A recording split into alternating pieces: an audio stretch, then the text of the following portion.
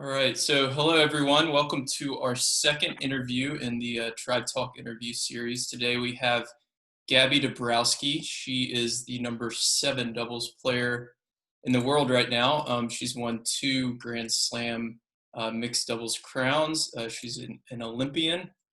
Gaby, welcome. Thanks. Happy to be here. Yeah, absolutely. The reason I had you on is last week I saw on Twitter a reaction to, I guess it's Marion Bartoli. I don't know how to pronounce her name, but her comments on doubles versus singles. And I saw you had like a 10-part Twitter thread on what it's like to be a doubles player on tour. And you even had some double strategy in there and how it's a lot different than singles and talking about prize money and things like that. So I wanted to just start with that, and then a little bit later we'll get into your upbringing with tennis and how you got into doubles and so on, and then I'll ask you some kind of rapid fire questions at the end. But let's start with the Twitter thread. We're not here to like bash any Bartoli or anything like that, but it seemed like she was kind of upset, and she said some things that it seems like just weren't even true. But where were you when you read this? Take us through kind of your mindset when you read it and your reaction to the whole thing. It was brought to my attention last week, and I didn't have time to really think of like a reply straight away. So I slept on it, but actually woke up like in the middle of the night at 4 a.m. to go to the bathroom, and then I just like wrote everything. Oh, wow. And it just kind of poured out of me. And then the next day I kind of refined it a little bit, and I thought of sharing it. I just, it might not be her fault. I just think she was incredibly misinformed. Mm-hmm. Maybe she saw some players that play doubles, and she saw a lot of people around them at a tournament and thought that, oh wow, they're making enough money to travel with a team of 6 people. And that's just not, like you said, that's just not true, and it doesn't happen. Like a Right. country might send a bunch of coaches or fitness trainers, physios, massage therapists to work with all of their players, but it's Sure. never just one. So I really thought it was important that if anybody had heard Marion say those things, that they would, be able to then think about it and say, okay, maybe that's not totally the case. Right. Let me get to the bottom of this. Because obviously, she's a Wimbledon champion, and so she has a voice, she has influence. And so when somebody like that says something that was a little bit ignorant, I think it's important to address it. Right. Right. Absolutely. That's funny. So the a lot of like when I'm like writing for my blog, a lot of my best ideas I like wake up in the middle of the night like that and be like, oh my god, this is it, I got to get it down on paper. So that's Yeah. funny you say that. So you wrote this and then you decided to share it on Twitter, and it's gone kind of semi-viral, at least as far as tennis Twitter goes, and a lot of players have retweeted it and liked it and things like that. As far as this like singles doubles dynamic, and I'm asking really for myself as much as anybody, because I don't know, and I don't I do a lot more writing than I do reading and like listening to podcasts as far as the tennis tour goes.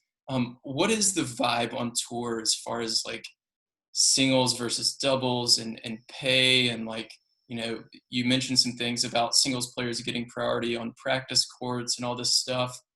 Give us kind of a high-level overview of what that's like. I mean, there's so many different factors that Mm-hmm. go into the lack of respect that doubles players receive. Like I mentioned about the practice courts, we don't have the priority. Players who play predominantly singles always have priority for the best time slots and the amount of time that you have on court. Could be from even badges at tournaments. You'll get, if you get, like if you can put 2 people on your, or if you can put, let's say 3 people on your badge as a singles player, you can only put 2 people on your badge as a doubles player. Like that happens sometimes. What does that mean? What is your So, badge? so basically like your accreditation, and then Oh you're yeah, okay. allowed a certain amount Right. of people to come into the tennis venue under your Right. name. Right. So if you Okay. have a coach, then that's one. If you have a parent or a friend that lives in the area and their friend, like whoever's just there, Hmm. um, yeah, sometimes we get less as doubles players.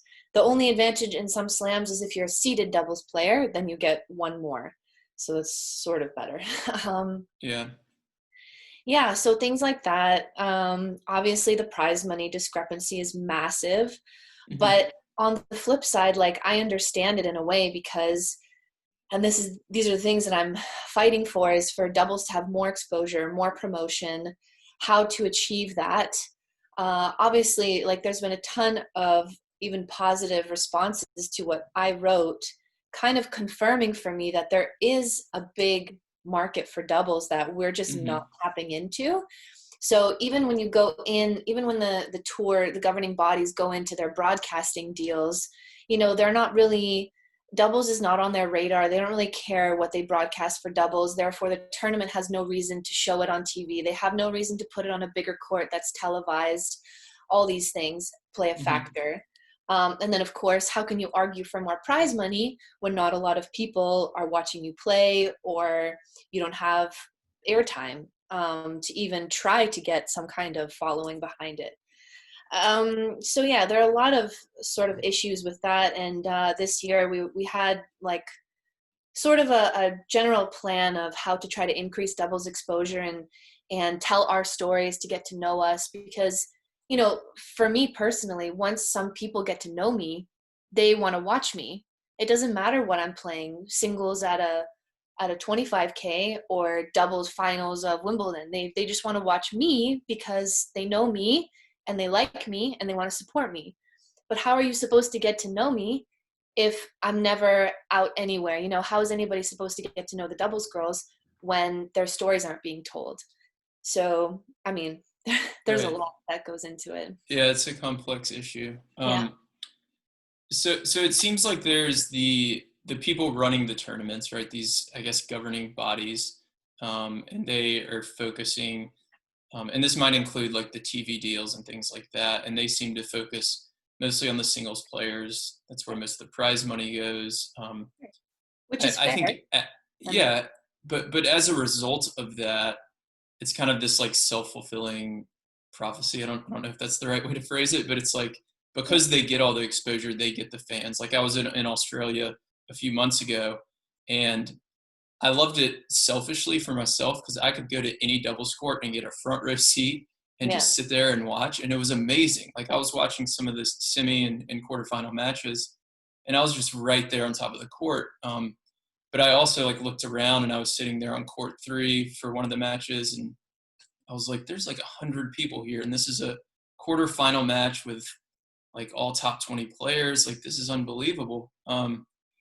So there's that, and then what about like the players? So I can tell that the organizations, um, I guess for lack of a better word, aren't respecting doubles as much. But uh, I feel like a lot of the singles players have started to play doubles again a little more, maybe. Do you feel like at the tournament you're in like a separate group being primarily a doubles player, or do you feel like you're kind of with the singles players just as a tennis player at the tournament? I mean, it's yeah, I mean, we're in the same locker rooms and everything. All that's the Hmm. same. That's not really the issue. I don't necessarily feel um disrespect from my peers. It's not that. Okay. It's just the entirety of it, the Yeah. culmination of everything that goes on. Hmm. Um, I mean, when singles players play doubles, usually their game improves. You can work on coming to the net, you work on your feel, stuff like that. You can have fun because it's a little bit more. The teamwork aspect of it is fun. I think. I Hmm. think that's like such a Yeah. nice dynamic of it. Um, yeah, I mean, like I heard also, some of the tennis greats talking about, well, what do you do about prize money and how should it be distributed? And they think that the prize money shouldn't necessarily go up, but they want more singles players playing doubles. And I agree with that to a certain extent. we have an issue where a top name will play one match, win, and then pull out.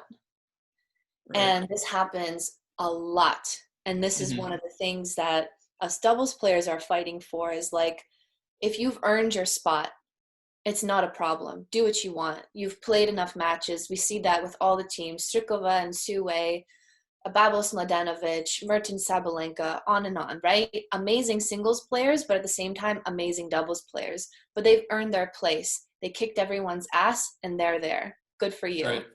But you have some singles players that obviously, which I know they've said, I'm playing doubles so that I get an extra match on the court, so I can feel the court better, because a lot of tennis fans don't know this, but even when we play on the hard court season, the hard courts are different every week. They're faster, they're Sure. slower, the conditions are different, the balls are different. So they want more matches on the court. And the doubles, instead of a practice match, the doubles match gives them some real pressure. So they can, feel things like it's Sure. more real. But then if Mm-hmm. they end up winning that match, then they pull out. If they're Yeah. still in the tournament, or if they want to get to the next one. Sometimes the tournament hasn't even started and they've already pulled out if they've lost in singles. So these sorts of things happen a lot. And so our argument was, so play more doubles. Start at the 250,000s, the internationals. Build your way up, but they don't want to do that. They just want a free place in the high tournaments because they feel they're entitled to, because they're high in singles. Right. And so for me, I have a problem with that, because it's like you haven't earned your spot. So it's a very tricky situation. Yeah. And that kicks somebody else out of the draw, right? Who's Exactly. like a Somebody doubles who's, player. Yeah. yeah, maybe somebody who's 40, 45, 50 in the world in doubles can't get into a premier tournament because the draws are sometimes not big. Right. And they just get shafted. But Okay. they're really good, and they play like probably more like real doubles, and something that I think a lot of the fans would want to see, because then they can take that back to, their leagues and their home clubs and stuff like that, and apply what they learned in that way. Right. There are a lot of great singles players that play doubles, but there are also some that are focused a lot more just, on hitting the ball as hard as they can, which can work. But a really good doubles team is able to neutralize that power and make you really uncomfortable in different ways. So this is the thing, like for me, doubles is just a different game. Mm-hmm. Um, you can't really compare the two in terms of tennis. Like it's just Sure. not, it's just, they don't mesh so easily. Right. Yeah. Yeah. That makes a ton of sense. One thing you mentioned is y'all had, I guess, a lot of doubles players got together and created kind of a plan for this year. Is that what you said? Well, I took a lot of feedback. Like Uh-huh. I was elected onto player council, Okay. so that has allowed me to learn like a lot about stuff that happens behind the scenes, but Mm-hmm. also marketing things that we've been working on and how can we fit doubles into that. So from all the feedback I received and all the ideas I received, I was passing them on to the people that could, try to make it happen. Yeah, so we were working on different things. Some of it has been put on the back burner because a lot of the initiatives would have been on site at a tournament, Mm-hmm. whereas now we're relying solely on social media. So Sure. Okay. Got it. What were some of those initiatives? Can you share? Or yeah, I mean, we wanted to get closer to the fans. We wanted people to hear our stories, get to know us. We wanted to do some doubles clinics. We wanted to interact with the sponsors more. We wanted to have a media day where the media can get involved with us as doubles players, whether that's on court or off. Um, we wanted to do some filming, do some like tips and tricks for doubles, like from doubles players to the yeah. fans who play doubles, stuff like that. Yeah, I would imagine that would do super well. Well, Just like, I was hoping, because that's the thing, if those sorts of initiatives gain enough popularity, then I can say we deserve more prize money. But right, until we gain the popularity, I cannot argue for that, you know? right. So, Yeah, I think you're thinking about it the right way though. The thing you said earlier where like somebody gets to know you and then they go watch you. So yeah. I grew up in Memphis, and we had a Memphis, Tennessee, and we had a tournament there. Yeah. I don't know how big it was, like a 250 maybe or something. 250, I think. Yeah, I played there. And yeah, and I ball boyed for it growing up when I was Yeah. younger. And we had this kids day, and the Bryans always showed up, and like, and this was early in their career, probably like 2000. Right. And everybody always watched, and they still do, but everybody always watched the doubles matches with the Bryans because they always showed up to Kids Day, and all the kids just loved it. Like they made it entertaining and all this stuff, and I can totally see that working like at any tournament. You know, if y'all got out there and not only gave tips and things like that, but have the kids out on the court and play and just call Yeah, it like a doubles day or something like that. That's definitely a definitely. really Yeah. good idea. The US Open has had like a kids doubles day the last 2 years, and I think it's been a good Hmm. turnout. Like the kids seem to have a lot of fun, and our personalities were able to come out, joke with the kids, stuff like that. So that was nice. Sure. Yeah, and then the kids just saying, "All I want to do is go watch Gabby play doubles." So I think that would definitely work. So let's talk about the current year. So you're at a career high, right? Number 7 in the world right now. You made the quarters of the Aussie Open. You've made 2 finals this year, and then this whole coronavirus thing hits, and everything kind of gets shut down. Mhm. Can you kind of talk us through the beginning to kind of where we are now? I mean, I'm pleased with the start for sure. Hmm. Especially like the first tournament of the year that I played in Adelaide. I was playing with one of my good friends, but we hadn't played together in a long time. So to reach the finals was a good result. And yeah, losing in the quarters in 3 sets wasn't my best day. That was a tough loss, but I feel like we learned a lot from that, took it into Doha and then improved. And then actually, it was too bad. I was really looking forward to Indian Wells to playing with Aliona because we had learned a lot from our final loss in Doha. We had a really good heart to heart after and talked about a lot of things. And so I was really looking forward to trying again and to Hmm. implementing, what we learned in that situation going forward. So it was kind of too bad to like kind of lose that sort of momentum, I guess, in a way. But I mean, it is what it is. Like the world situation is just crazy right now with literally everything. It's one thing after another. Right. And what have you been doing? Have you been able to play some or training a lot, or Yeah, like what's your I'm really schedule lucky. looked like? Yeah, I'm really lucky to be in Florida. So we've had obviously really good Okay. weather. I do fitness 5, sometimes 6 times a week. I can play if I want. I played like a sort of money tournament a couple of weeks ago, Hmm. but for me, the weather's getting a little bit too hot and the format was tough. It was like 2 matches a day and I would just lose my whole day. And quite frankly, right now I'm doing a summer school course, which is like 6 weeks and it's like condensed. So for me, it's like a lot of work because I don't work that quickly. And then we have player council responsibilities and I'm trying to stay in shape and take care of all that. So I'm not really interested in overdoing the tennis side right now. We still have many months before, not many, but several months at least for now before we Sure. play.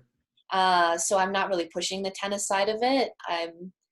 I'm more focused on just keeping in shape and staying healthy and keeping my mind fresh. Because once Right. we start up again, it's going to be a grind. Again, we're going to go 10, 11 months out of the year on tour. So it's, Right. I'm Yeah. kind of enjoying this break. Yeah. Nice. This money tournament, is it singles or doubles or? It's singles, yeah. So I played Okay. singles. It's yeah, basically it's kind of like a round robin format, and there are like 16 girls in a week, and you kind of just play each other. And there's not, I don't even know if they're counting like a winner at the end of the week, but it's just a way for girls to make some money and just be able to play some matches Right. while we're on a break. So I think it's a good thing. The format's a little bit too tough. I think especially with how humid and hot it's getting here. Like every day it's like in the 90s and humid. Hmm. So it's really rough, especially if you don't have the proper like physio and recovery sort of system around you.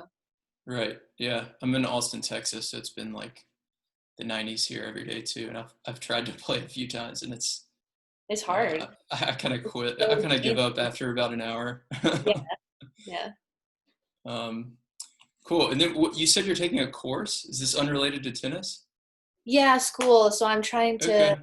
start my undergrad. I'm just doing like general Nice. studies for now, like all the basic courses that I need to complete. Nice. Yeah. Cool. Um, so I wanted to talk about, I don't know a whole lot about it, but I mean, tell us about your upbringing. Like, how'd you get started in tennis? I imagine you played singles a lot growing up, and then you've transitioned to doubles at some point. Sounds like Yeah. you're still playing some singles, but yeah, just talk about like your upbringing and then how you got to the pro tour. Yeah, so I started when I was 7, and nobody in my family played tennis. It was kind of a fluke. It was the summer when I was 7, and both my parents were working. And so one of my dad's best friends she's Polish, but she was living in Paris at the time. She came over to babysit me, basically. And she brought her son, and her son was like 3 years older. So throughout the summer, we were just hanging out, doing stuff. But then eventually we kind of got bored of what we were doing, and we looked for something new. And there was a park down the street. And so we got some rackets, and we just started to try to play Mm-hmm. and just try to hit the ball back and forth if we could. And then it was recommended to my dad that he put me in lessons. And he didn't, honestly, at that point, he didn't even know that like I'd been playing really. And I had some good hand-eye coordination. I was sort of naturally athletic, very lucky that way. And I just picked it up pretty quickly. And then Mm-hmm. in the fall, school started, but you take a lesson like 30 minutes a week for a little bit. And then it's like an hour a week, and then more and more and more and more. And it just keeps going. So then when I was like 12, we started looking outside of Canada for training places, and Florida was like a growing hub for where Sure. to come and develop your tennis game. And we kind of saw some different academies around Florida and landed on Saddlebrook, and loved Saddlebrook the most because it was the most chilled out, the most kind of like family vibe. And you had unbelievable pros training. You had Martina Hingis, Justine Henin, the Bryan brothers, James Blake. Azarenka was like still transitioning. I think she was like maybe 17 or 18, like Mm-hmm. starting her breakthrough. So it was an amazing place for like, a young teenager to come and train. And so then I was here for a while, and obviously still played juniors for till I was 18, and then mixed in pro tournaments as well during that time. And then after I was 18, I just went pro full time. And then financially struggled. I don't come from a very wealthy family, so there kind of came a breaking point. And in tennis, you really need to have a coach with you, especially when you play singles. It's really hard to go it Mm-hmm. alone. And my dad worked with me for many years. He kind of taught himself tennis when tennis became serious. He read all the books, watched all the videos, watched all the matches on TV, and just kind of educated himself, which was wonderful in many ways. It saved us a lot of money. But then on the flip side, also, it's hard to have your dad as a coach, and it's hard to always travel with a Yeah. parent. Um, but I was always really cared for. That's one thing that having a parent that's there with you, at least you feel safe. Well, at least for me, I did. Maybe some kids don't, but I didn't have to worry about coach being inappropriate, which is a lot. You hear of that, and so at least I was safe. And yeah, so then in my early 20s, like I said, there just came a point where money was running thin, and I was then traveling on my own, couldn't afford a coach. So then it was like, what do I do? And I had been doing really well in doubles. Like if I played an ITF, let's say 50,000, because there were 50,000s at the time. If I lost in the first or second round in singles, I would be like finaling doubles or winning doubles pretty Mm-hmm. consistently like that. And so it just kind of clicked in me where it's like, well, either I kind of give up my dream completely, or I sort of swallow my ego and swallow my pride and put doubles as a priority and see if I can make it. Because obviously your Yeah. dream as a tennis player is to play Grand Slams and play in the Olympics and stuff like that. So I had those goals too. And then I just realized that the way to try to make a living out of tennis was to be as good of a doubles player as I could be. And that's what I tried to do. And luckily enough, I'm doing that. So Nice. What do you think? Um, what, like when you're kind of making this decision, why do you think you naturally became better at doubles? Like, do you feel like Just you're, my game style. yeah, I loved, ever since I started playing, I loved running to the net. That was yeah, something that I always loved to do. right, And so it was just a natural tendency for me to want to volley. And I loved mm-hmm, slices and drop shots and lobs. I love to win a match by, outsmarting my opponent. right, I could handle pace. I could use pace well. I wasn't always able to create it very well on my own, mm-hmm, but it was like the finesse, and that side I found it more fun to do that. In the long term, maybe it wasn't the best thing for my tennis development because I never really got that really, really solid foundation of being very aggressive from the baseline. So to even use my finesse, I didn't have that first weapon to open up the court for me like that and then use it. It's something I'm mm-hmm, consistently working on. Not right now, but like before the break, and I will sure, keep working on it when I go back to tennis. But yeah, so then in doubles, you can use those skills a lot more than you can in singles. right, And of course, the way that the game's developed, even on grass now, the grass for me last year felt like it was slower than French Open. Like it was, so the grass is not even playing like real grass anymore, which I think you can also see with the types of people that are doing well and going deep in slams. It could be, a Simona Halep or a Barbara Strikova, who are, not necessarily the power players of the tour, but they're incredibly smart, they're incredibly consistent, they're incredibly physical, so they can last and move you around the court and break your game down that way. So yeah, it's just I wish the grass was playing like it was 20 years ago. That would be really yeah. fun for me. But yeah, so that's kind of the evolution, I guess, for Yeah, I me. saw, I think this was probably sometime in the last 6 months. I saw a graph on the speed of court surfaces. Did you see this? And it was like, I didn't, but it what was it said. over like the last 30 years or something like that, and how they've kind of slowly merged to like all become slightly closer. So usually it used to be, you said grass was like a lot faster 20 years ago. Mhm. So yeah, so it's this graph that kind of moves up and down like that. Mhm. Um, at a certain point, I guess it was like late 2000s or something, they all kind of start to merge a little bit Mhm. closer. Um, so I don't know. I thought that was interesting. That like came to mind when you said that. Yeah, that is interesting. I wonder Um, why the governing bodies of tennis decided to do that. yeah, I don't know. I'm not saying it's good or bad one way or the other. I'm just curious as to what Sure, was the thought process behind it. right, right. Or maybe it just happened. Maybe they didn't even know what they were doing. I feel like that's the case a lot of the time. That could definitely be it as well. Um, so a couple other things. So you talked about, you've had a few different doubles partners this year. Hmm. Now, like I said, I live in Austin, Texas, and I play these like local USTA tournaments around Texas, and obviously it's a completely different level. But I play with like all sorts of different partners, and I always like imagined on the pro tour y'all have some sort of like system for choosing partners or something like that. But maybe that's not true. How does that work? Like, how do you decide who you're playing with on any given tournament? I mean, usually we can choose. Usually we have the freedom to choose. Sometimes, if your ranking is not high enough to get in with maybe somebody you want to play with, then you'll Mm, have to look for somebody with a higher ranking, not necessarily somebody your game style will match with.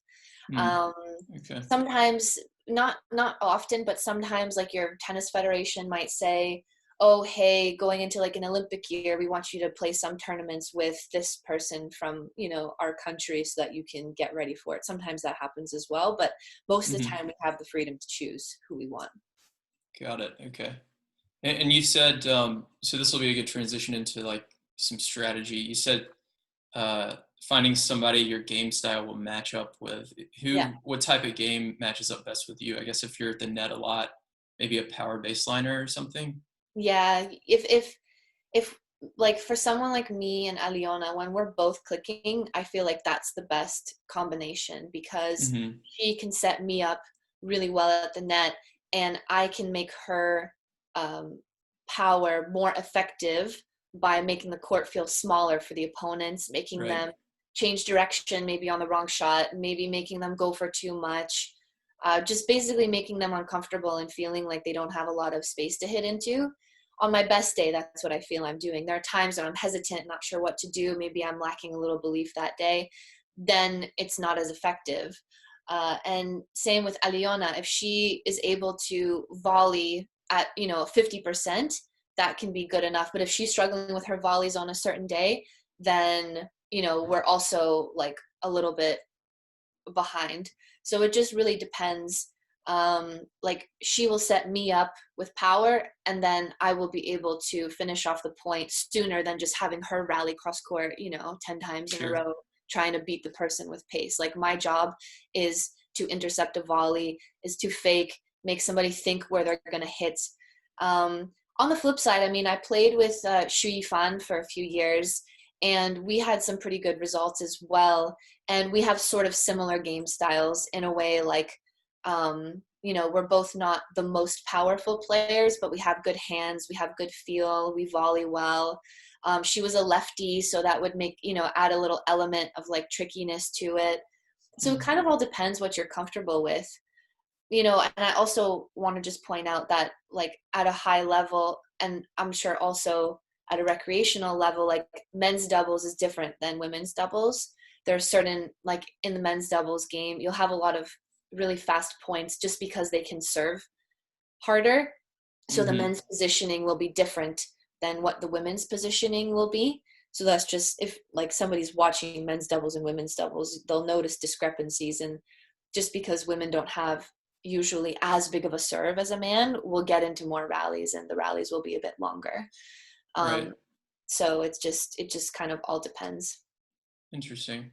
So, yeah, the other thing I noticed, like, when I'm creating like a double strategy article or video or something like that, I write it for myself, and I've when and I'll have players come up to me at tournaments, and sometimes they're women's doubles players who are maybe like 5.5 feet tall or even shorter, and I'm 6 feet tall. So it's like I talk about all these things like at the net, just like be everywhere, but sometimes they like literally just can't reach the ball. They Right, can't cover as much area at the net, which right. is another huge aspect. I think um, when I was reading your bio earlier, you're like 5'10" or something, so you're pretty tall.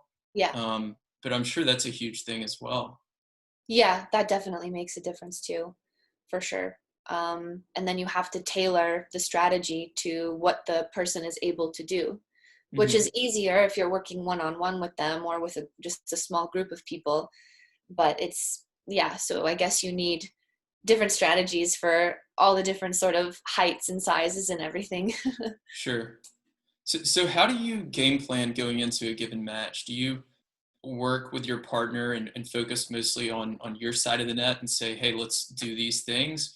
Or are you focusing on, okay, today we're playing against Shea or whoever it might be, and we know that these are her strengths and weaknesses, and we need to attack here, or there's some combination of the two? How does that work? Yeah. Yeah, there's a combo of the two. Um, it's it's it really is both. It's not just looking at the opponents, and it's not Hmm. just looking at yourself. There's a combo. But at the same time, I will say that it's good to have an overall idea of the tendencies and patterns of what your opponents like to do. Hmm. But at the end of the day, if you think too much about that when you're playing, you're going to Right. forget about your strengths and using them to win the match. And even if they're playing their best tennis, if you're playing your best tennis, you can still find a way to win. Right. um, then sometimes during the match you have to adjust a little bit. But Hmm. again, that'll be, oh, I noticed she's done this a few times, so let's do this. But then even when you go to play a point, you're still going to try to organize it around your strengths. So Right. it's, yeah. Do you watch a lot of film or anything like that, or is it mostly just I we've do, played them yeah. enough and Yeah, I do. There's some teams I've played a lot and I'm pretty familiar with it, but either I hmm. watch or I'll have my dad watch or another coach watch and see if they're seeing something that I'm missing. Hmm. Because that happens sometimes too, or I'm like, oh, I didn't notice she was doing that. good to know. Got it. But yeah. Got it. Okay. And then what about like on the court? You said you're kind of changing your strategy during the match. This is something um, I've personally worked on a lot over the past few years, and I'm always trying to think of like better questions I can ask myself, and I'm trying to tell that to my readers. Um, like people. The example I always use is people get so frustrated when they end the point off like a missed overhead or something like that. But Right. I tell them like, if you played that point 10 times over, you win it probably 9 out of 10 times. You just Oh missed the overhead that one time. So keep playing that way and you'll probably win the match. But how do you think about that on the court? How do you talk with your partner? What sort of questions do you kind of ask yourself to strategize? yeah, well, I definitely agree with the example you gave. If you've had some kind of sitter or put away and you've missed it, I would not dwell on that because, like you said, that Right. means you played that point almost perfectly. So if you keep, trying to emulate that over and over, you'll get your chance. It'll come. So don't be Mhm. discouraged if you miss that easy ball because everybody misses those sometimes. Um, it's more, it's just analyzing what's going on. Some matches you'll be cruising and you won't need to make too many changes. Mhm. You'll only need to adjust if the opponents adjust and do something else. And then you'll be like, oh, they're starting to do this now. Just watch out for that. It might be a small thing like, oh, they're starting to play down the line more. Maybe we cover a little bit more. But in general, you still want to take your aggressive position. In doubles, the beauty of doubles is there's a lot you can do when you're down and things that you can throw at your opponent. You can stand in different places. You can call plays where you're switching. You can serve an I or Australian formation to if they're returning really big and you want to try to give them a different look. Like that's what I love about doubles is like you really can exhaust like all of the options. Sometimes Right. matches go quickly and like for us, I don't love the format we play with like no ad and super tiebreaker. Like I Sure. generally like a longer format. I'm used to the one that we play now, which is okay. I'm used to it. But Mhm. sometimes things go really quickly. So you have to be ready to adjust earlier in the match because it's time's running out a little bit, you know? Right. Yeah.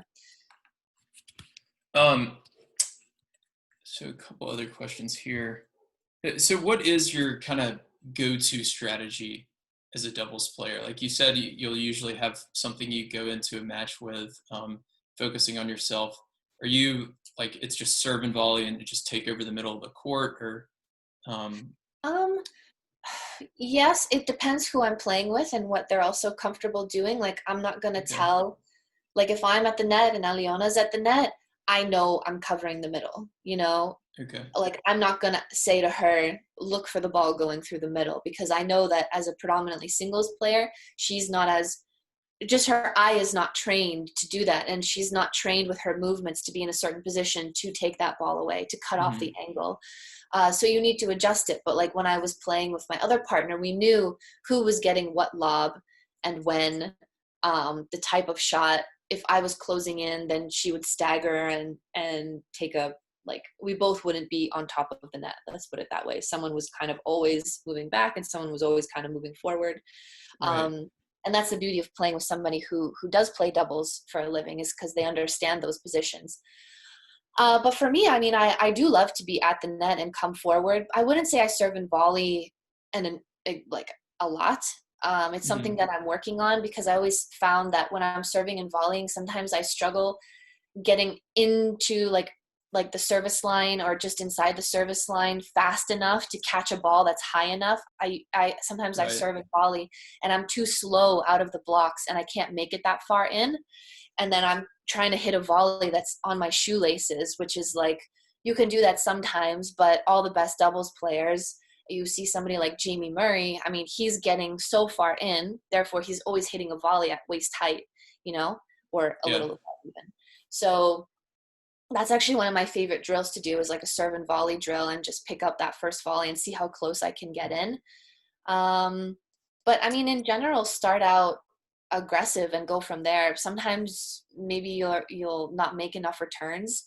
Like in doubles, it's not great to give away a lot of free points hmm because of our format and how quick things go. So if I'm missing too many returns, I'll adjust and I'll try to make more. I'll maybe use more chip lobs, maybe work more on the accuracy rather than the pace, like just different things. Also Sure. depends on the opponents. Like it's just, there's a lot that goes into it. Yeah. Yeah. It's a complex game. Definitely more so Yes. than singles. Do you play the ad side? I normally play the ad side, but with Okay. Ariona, I play on the do side. Okay. Why is that?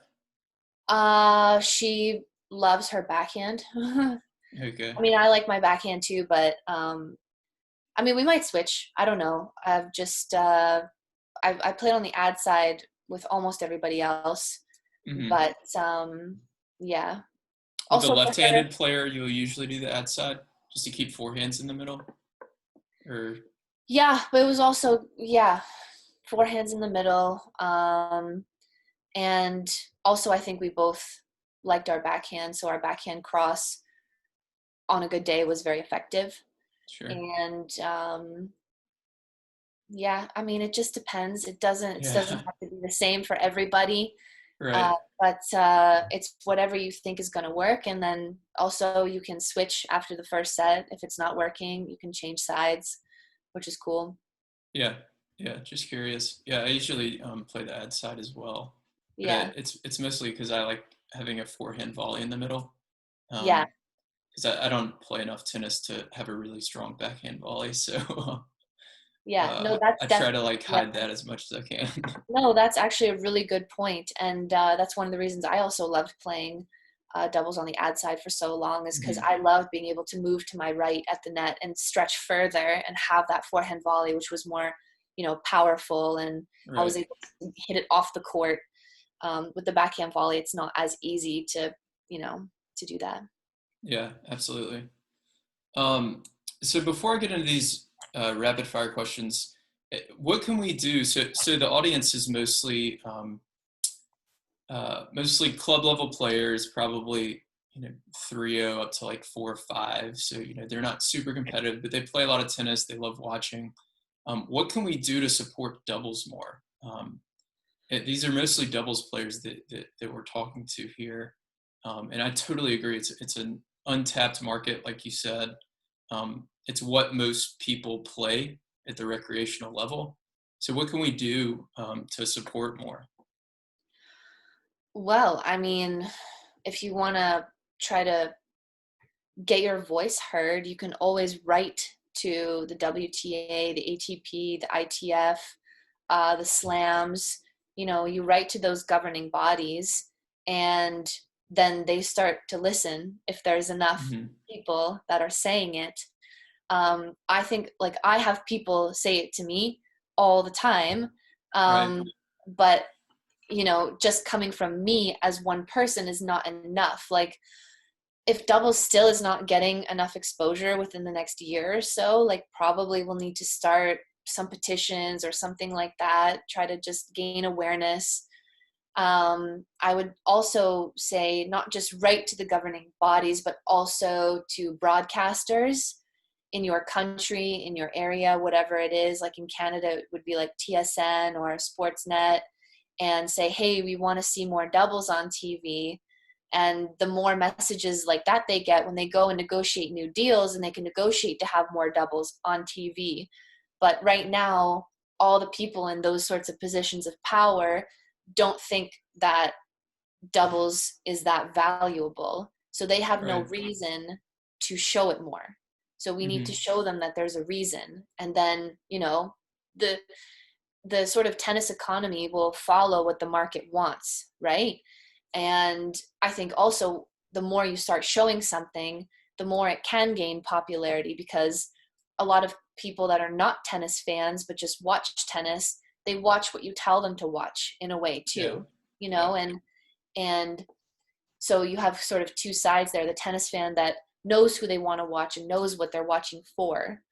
um, yeah, even writing like to the tennis channel or even to commentators and being like, we need commentators that when a doubles match is shown, they're knowledgeable enough to break down the things that are going on court, so they can show doubles in the best light, and Yeah. know the players enough to tell our stories.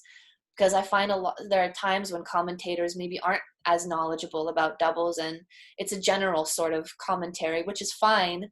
But I think for like the serious tennis fan, that is really looking for that type of content, then you need to get more specific, and they'll learn something really from watching those matches.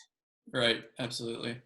Yeah, it's funny. There's so much opportunity there. And like one thing I noticed when I was in Australia a few months ago, I was in Melbourne at the tournament and then went to Sydney for a few days and came back. And when I was watching it in Sydney, especially like the early rounds, like round 2 and 3 of singles when doubles is starting, they all of the TVs are showing like Federer or Djokovic or Serena just wipe somebody off the court in singles, and there's all these other good matches, singles and doubles going on.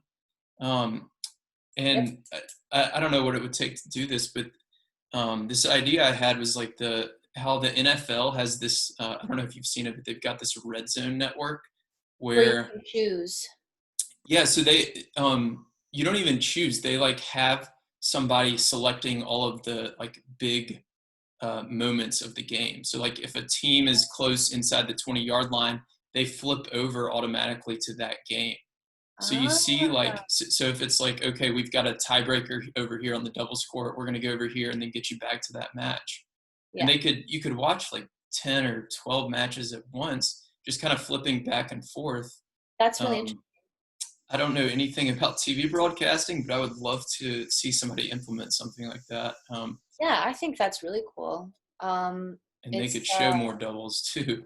for sure. Even if it's just that little bit, even if it's just a few points, like a set Sure. point, and something happens and it's cool, and they're like, Right. oh, and they'll maybe want to watch that match. I know when I'm in London for Wimbledon, and BBC has, oh, press the red button and choose whichever court you want to watch. Like Mm-hmm.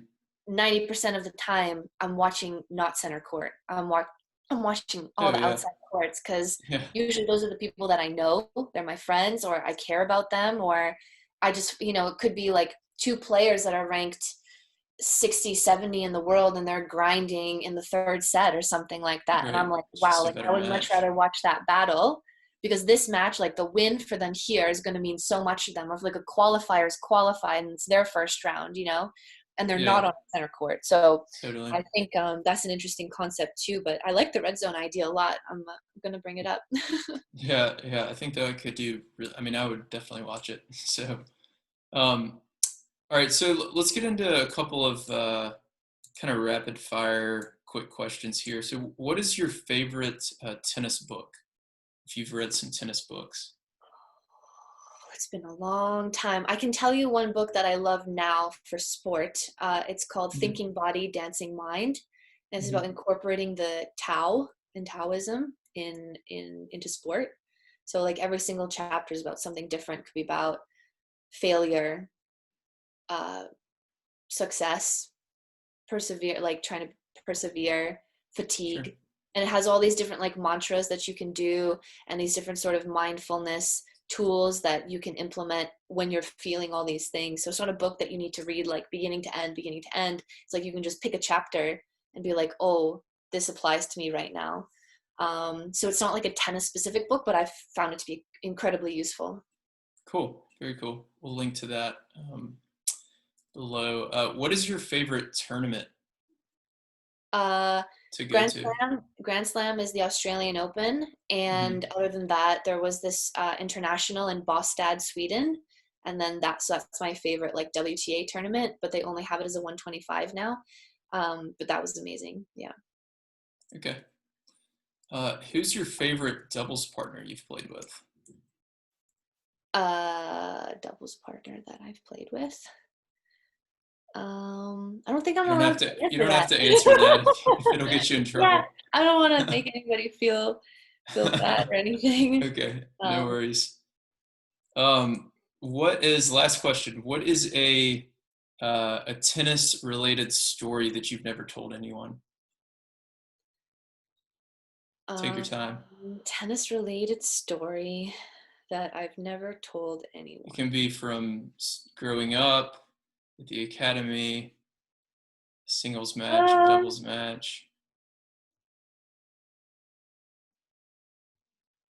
when I was young here at Saddlebrook, uh, I was I'd been practicing beside Martina Hingis Hmm. for a little while, and we were doing fitness in the same group, which was really cool.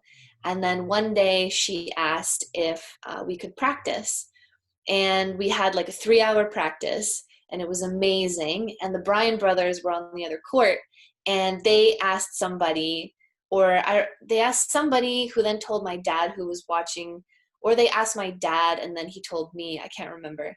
But basically they were like, who's that girl in the red hat that's playing with Martina? She's good. And then so that like made my whole like month. And so that's one story I don't think I've ever really told. That's awesome. That's a good It was story. cute. It was really cute. That's cool. That is really cool. Awesome. So, yeah, thanks for joining us today. I'm sure we'll do it again sometime, especially with the doubles stuff.